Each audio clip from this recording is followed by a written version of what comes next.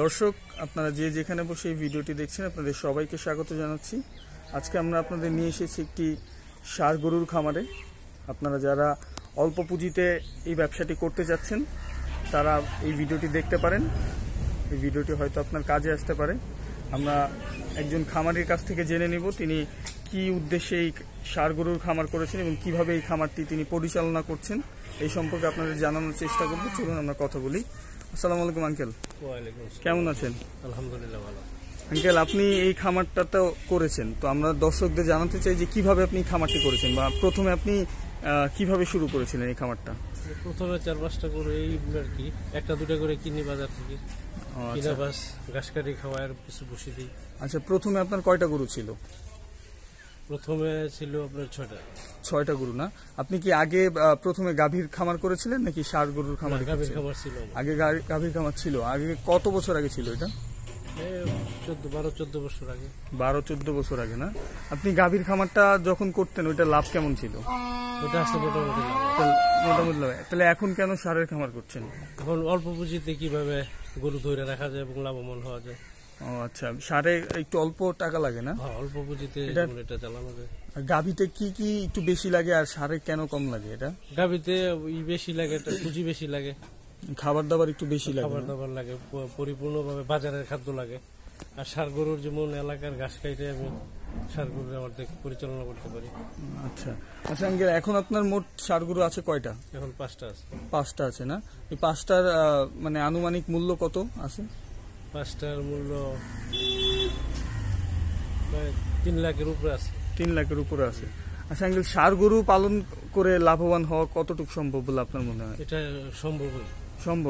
কিছু না। আপনি কত করে কিনছিলেন এক একটা ষাঁড় গরু? এই 1 লাখ টাকায় 3টা। 1 লাখ টাকায় 3টা কিনছিলেন না? আপনি কি খামার থেকে কিনছিলেন নাকি হাট থেকে? আমি হাট থেকে কিনছি। হাট থেকে কিনছিলেন। এটা আনুমানিক ধরেন কত বছর বা কত মাস পরে বিক্রি করবেন মোটা তাজা করে? মোটা তাজা 4 মাস 3 মাস। 4 মাস 3 মাস বা হাই স্টেজে পরিপূর্ণ করতে গেলে 6 মাস। আপনি কি কোরবানি ঈদকে সামনে রেখে এটা করছেন? হ্যাঁ, কোরবানিকে সামনে রেখে। কোরবানি ঈদকে সামনে রেখে। আচ্ছা, তো আপনি এই ষাঁড় মোটা তাজাকরণের ব্যাপারে কি খাদ্য ব্যবহার করতেছেন বা কিভাবে করতেছেন এটা? আমি ঘাস আর যেমন খুদ, আচ্ছা, ভুসি, কুড়া, এই 3টা আইটেম। ভুসি করে আঙ্কেল খরচটা কেমন হয় আপনার এই 6টা গরুতে? খরচ কম না? সারাদিন ঘাসের উপরে চলে। ঘাসের উপরে চলে, কিন্তু ঘাস খাওয়ানোর পরে অল্প ভুসি দিয়ে আমি পরিপূর্ণ। মোটা তাজাকরণের ক্ষেত্রে কি ঘাস শুধু মানে বেশি ঘাস খাওয়ানো উচিত কিনা? হ্যাঁ। আচ্ছা, আপনার আনুমানিক খরচটা কেমন হয়? খরচ দৈনিক 300 টাকা। দৈনিক 300 টাকা একটা গরুর পিছনে? না, 5টা গরুর পিছনে। আপনি কি একবারে সব খাবার কিনে নেন? না, আমি খুচরা কিনে 1 বস্তা 2 বস্তা পরে আমার সামর্থ্য যেরকম ওইরকম ভাবে আমি কিনা। আচ্ছা, আপনি কি মানে কর্মচারী আছে আপনার এখানে নাকি আপনি একাই দেখেন? না, আমি আর আমার ফ্যামিলি 2জন মিলে। আচ্ছা, আপনি খামারটা করার আগে প্রথমে কি করতেন? আমি বাইরে ছিলাম, সৌদি আরবে ছিলেন না? আচ্ছা, সৌদি আরবের থেকে চলে আসছেন কেন? আসছি দেশে ভালোভাবে, এটা মনে করে দেশে আসছি। আচ্ছা, কত বছর উদ্দেশ্য করে আসছি? গরু ফার্ম করার উদ্দেশ্যে। আপনি কিভাবে বুঝলেন? এক জায়গায় পরে এটা ছেড়ে আবার নিজে চেষ্টা করতেছি। আচ্ছা, আপনি বুঝলেন কিভাবে যে গরুর খামারটা আসলে লাভজনক হবে বা আপনি ওখানে থেকে আপনি কিভাবে পরিকল্পনাটা করেছেন? আমি কল্পনা করছেন না? আপনি কত বছর ছিলেন ওখানে? 12 বছর। 12 বছর ছিলেন। তো ওইখানে কি করতেন আপনি? ওখানে আমি অনেক চাকরি করছি, ব্যবসা করছি। ব্যবসা করছেন। তো আঙ্কেল, আপনি এখন বর্তমানে আপনাকে মনে হয় আপনি সফল? মানে সৌদি আরব থেকে এখানে এসে এই খামারটা করে আপনি লাভবান হতে পেরেছেন কিনা? না, ওই হিসাবে তো না। ওই হিসাবে না, শুরু, তারপরে দেখা যাবে। আচ্ছা আঙ্কেল, একটা গরুর খামার করার ক্ষেত্রে মানে কি কি জিনিস আসলে মাথায় রাখা দরকার বা কিভাবে একটি গরুর খামার লাভজনক করা যায়? সবচেয়ে বড় হলো পরিশ্রম না? আর গরুর যত্নের ব্যাপারে কি ধরনের পদক্ষেপ? ডাক্তার আছে, ডাক্তারের সাথে বুঝ করতে হবে, নিজের জ্ঞান এবং ডাক্তারের জ্ঞান এটা মিল করে তারপরে চালা যেতে হবে। আচ্ছা, ঠিক আছে। দর্শক, চলুন আমরা কিছু গরুর জাত এবং দাম সম্পর্কে জেনে আঙ্কেল আমরা কিছু গরুর জাত এবং দাম একটু জানতে চাচ্ছিলাম। আঙ্কেল, এই যে গরুটা দেখতে পাচ্ছি এটা কি জাতের? এটা অস্ট্রেলিয়ান না? এটা আপনি কত বছর আগে কিনছিলেন? এটা কিন্তু গত শনিবারে কিনছি। গত শনিবারে? কোন হাট থেকে কিনছিলেন? পাড়াগ্রাম থেকে না?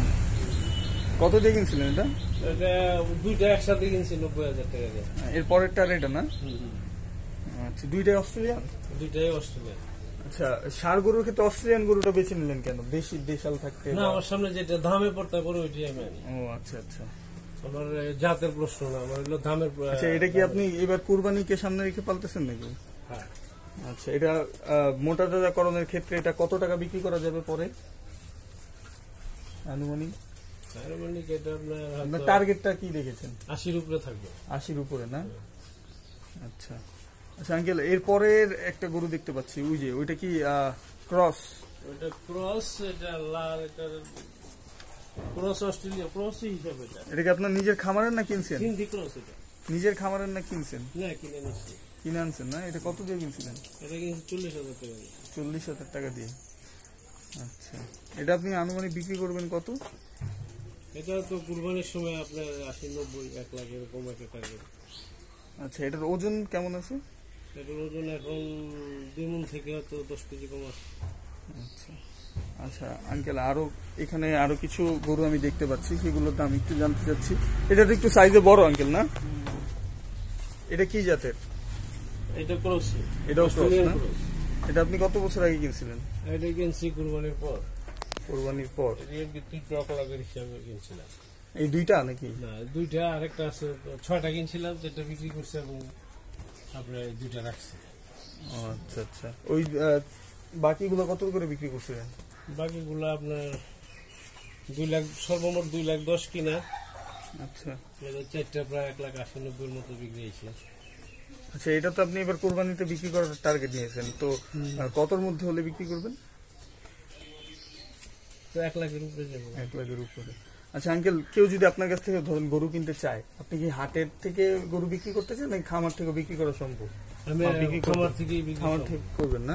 আপনি তাহলে আপনার সাথে যোগাযোগ করবে কিভাবে? আপনি নাম্বারটা একটু বলবেন আপনার। নাম্বারটা 018 তারপরে 237 তারপর 44 627। আচ্ছা দর্শক, আপনারা নাম্বারটি শুনে নিলেন। আপনারা চাইলে এই খামার থেকে গরু সংগ্রহ করতে পারেন।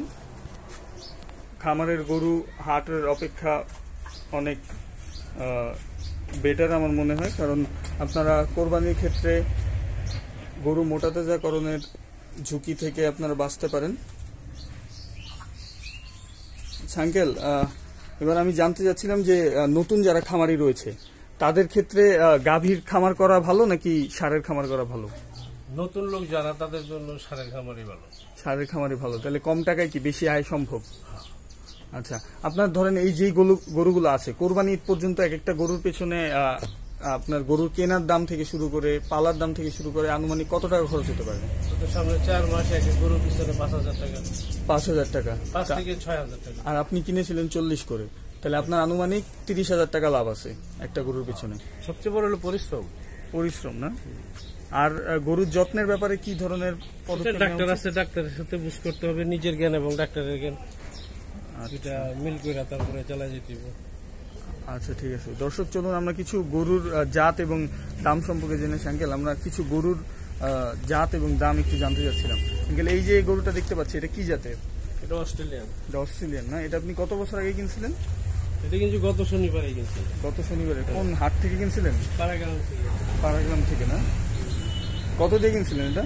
এটা দুইটা একসাথে কিনছি 90,000 টাকা দিয়ে। এর পরেরটা আর এটা না? আচ্ছা, দুইটাই অস্ট্রেলিয়ান? দুইটাই অস্ট্রেলিয়ান। আচ্ছা, ষাঁড় গরুর ক্ষেত্রে অস্ট্রেলিয়ান গরুটা বেছে নিলেন কেন? দেশাল থাকতে না, আমার সামনে যেটা দামে পড়তে পারে ওইটাই আমি আনি। ও আচ্ছা আচ্ছা। আমার জাতের প্রশ্ন না, আমার হলো দামের। আচ্ছা, এটা কি আপনি এবার কুরবানিকে সামনে রেখে পালতেছেন নাকি? হ্যাঁ। আচ্ছা, এটা মোটা তাজাকরণের ক্ষেত্রে এটা কত টাকা বিক্রি করা যাবে পরে আনুমানিক? আনুমানিক এটা আপনার টার্গেটটা কি রেখেছেন? 80-র উপরে থাকবে। 80-র উপরে না?